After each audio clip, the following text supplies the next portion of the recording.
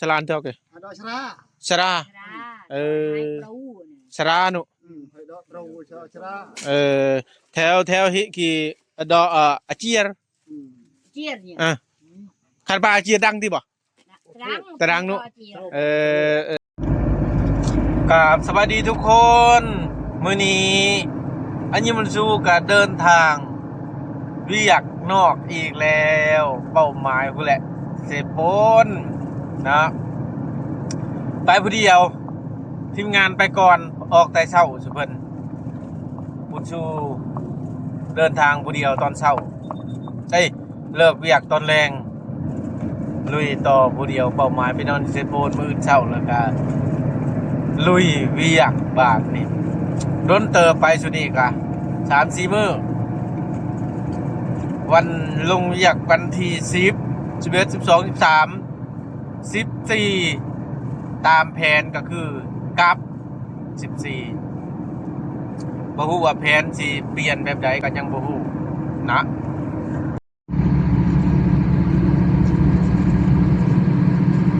ต้นไม้แบบนี้บ่มีอยู่ไสมีแต่อยู่สวรรค์บ่เดียว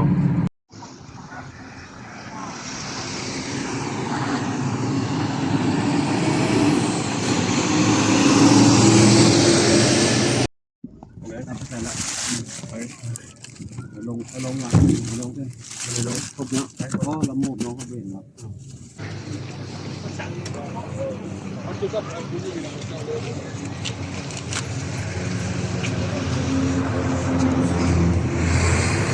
ตะกี้เขามาตะมิดเขาว่ายาสูบบอนก็เอิ้นว่าบอนอนิน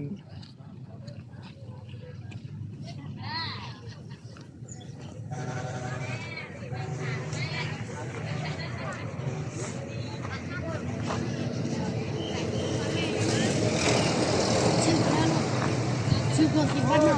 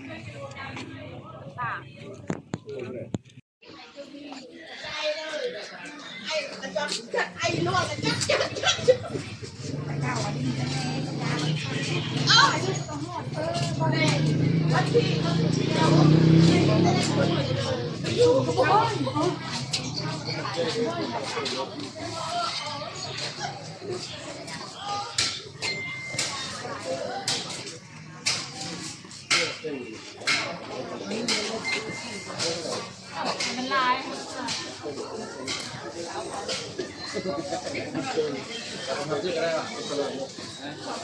ก็ได้3 ถุงต่อไปก็ส่วนนั้นทำงานที่ไหนได้55,000โอ้ยได้นะเอาเลยเด้มาถือซะ ใส่ถุงย่างใหญ่เราทำเลยใส่ร่วมเลย มาใส่รวมๆนะเดินทางแล้วโอ้เธอตรงนี้โอเค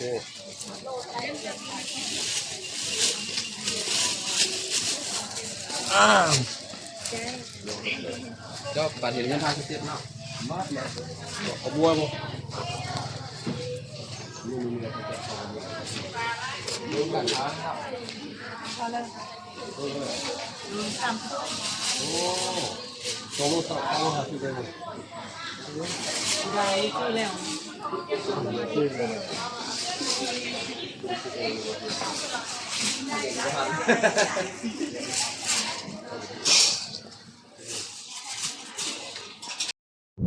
ผู้สังเกต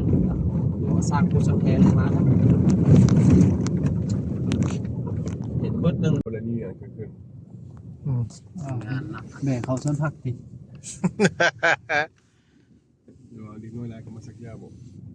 น้องเท่าแล้วได้11 ปีโอ้เนี่ยโรงเรียน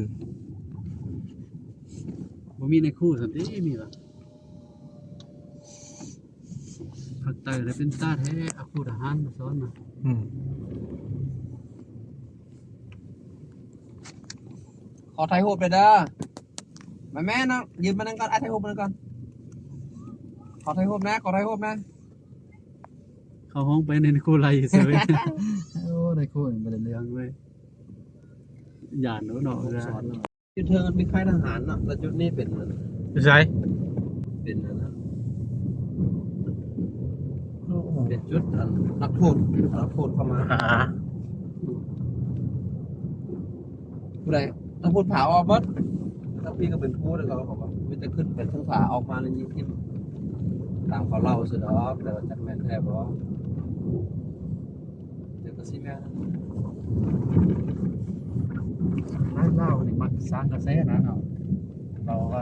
ไปวันนั้นวันนี้นั้นนี้สินะ บ่แต่ว่าในประวัติศาสตร์กับผาบังนี่แม่นนั่นละเป็นจุดเลยจุดเขาเอานักสัมมนาใช่ไหมมาสัมถังน้ำมันใหญ่เลย โอ้มีทางน้ำมันในผาบ่ โอ้เป็นสามน้ำมันเก็บเมียนของใช่แล้วอยู่อาทิตย์นึงที่นี่ลง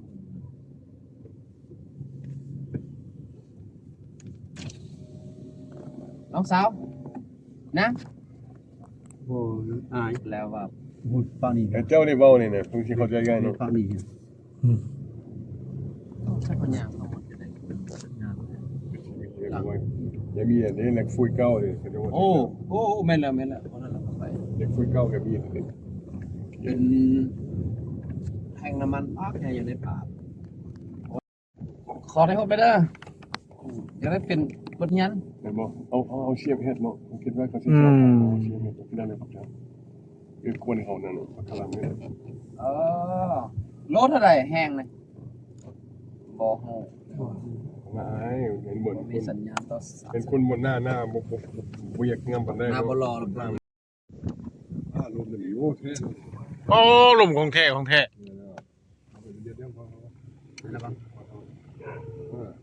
Passa agora ali leva oh quando eu discuto isso nem é bom อืม แท้แท้ เลยโพสแอร์เลยเอาอากาศสด กินเนี่ยกับม่วนกินแล้วจ้ากับม่วนแบบ สไตล์นั่นครับ อ้าว มันสิเขาใช้กันนั่นเนี่ยเด็กเนาะ เอานกมากินบางใหม่เนาะมา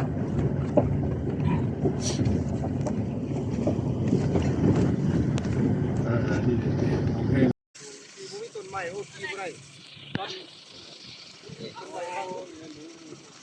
เอานายไปถ่ายรูปก่อนถ่ายรูปก่อนก่อนจะถ่ายให้เราทีมน่ะจับ เดี๋ยวสเต็ปเดี๋ยวน้องไปยกเครื่องกลางหลายท้ายเด้อ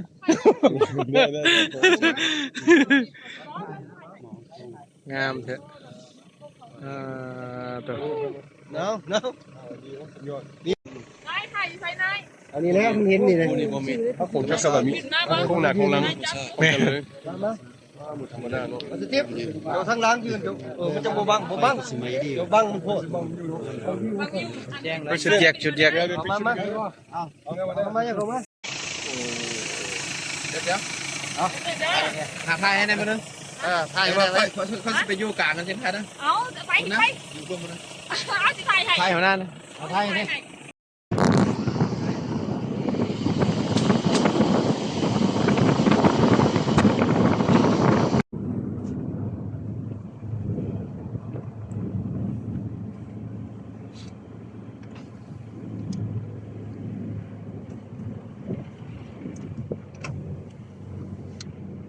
อยากมีอ่ะนะ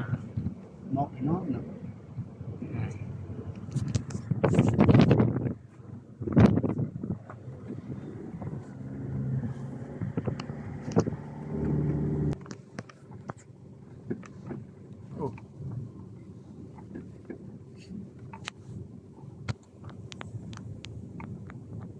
พลังลุ่มมาใส่ผีตื้มกระไดนะเนาะ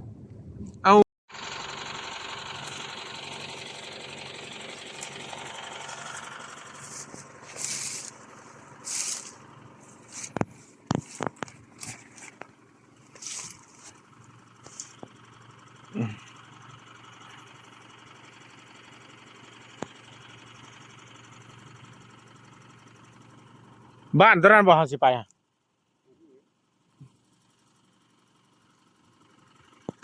มีบ้านคนนี้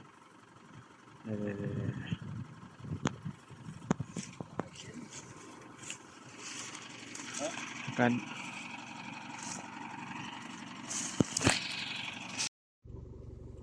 ตอนนี้อาจจะแม่นแล้วใส่เวลาชั่วโมงเลยเนาะ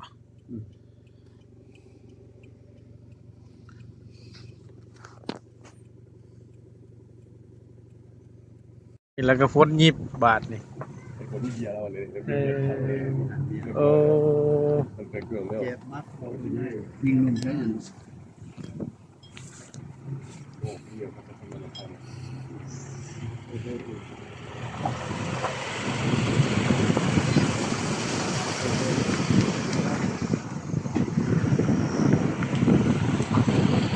เดินทาง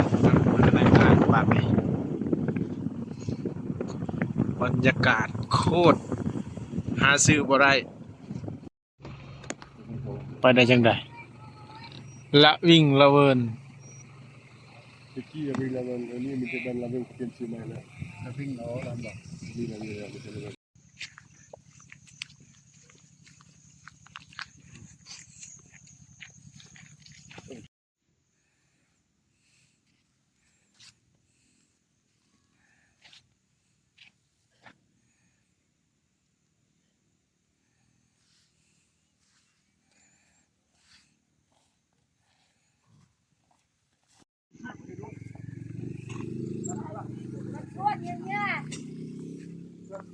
โอเคตากันเจ้าน่ะตากันเจ้าน่ะตากันเจ้า ฮะด่วนเจ้าตะแน่ด่วนเออ ไม่ได้ ตะพึ่ง อ๋อให้ดูส่งไปเบียดผมเฮ็ดอันซุปเนี่ยวะ ชุบ เอออันไหนดึงไอ้กะจิบ่มันนั่นน่ะ ไหน อ่ะ มันใจจน บ่จิใจมันนำน่ะมันแหละ น้ำมั้ย ได้โมมัดน่ะ มัดนะ อ่ะ มัดงิน บาทงิน เออ เอาไปขายมัดหนึ่ง 2,000 ช่องปั้นเงินอยู่ดี กดโลวะเออ2,000ตะเว้นพระเรือพระเวียดบะ ประ เอ เวียด เงินเวียด 2,000เงินเวียด เขาใส่อย่าง เงินเวียด เอาไปใส่อย่าง ก็คือนั่นตะอากันกี่กุบกี่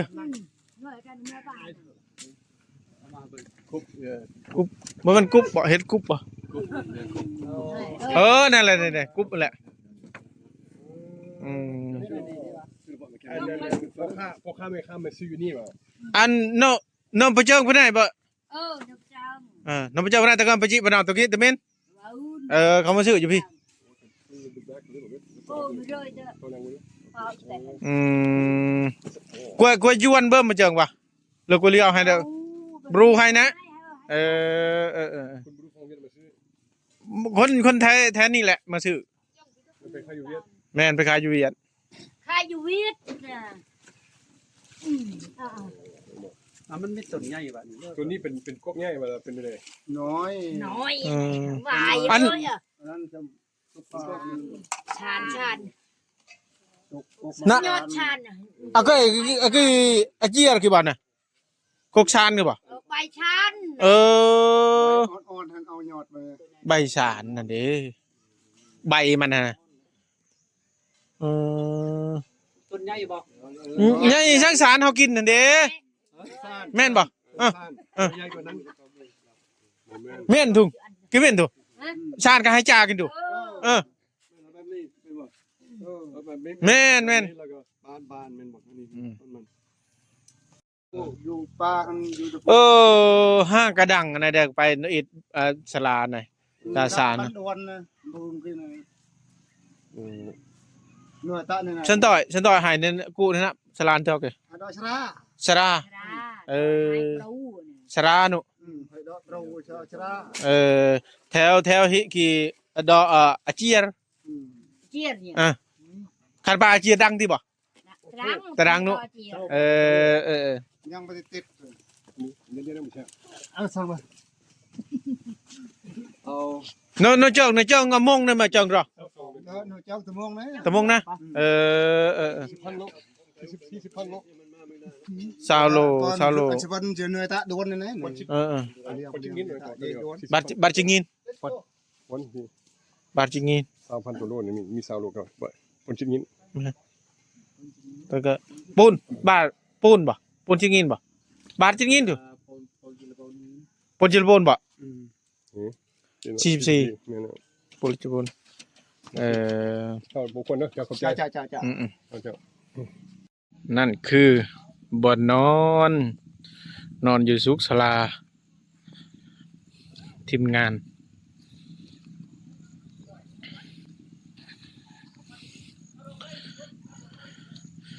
ไฟบ่มีจักปั้นไฟเอาเตรียมพร้อมสัญญาณเน็ตนะบ่มีสัญญาณโทรให้บ่ได้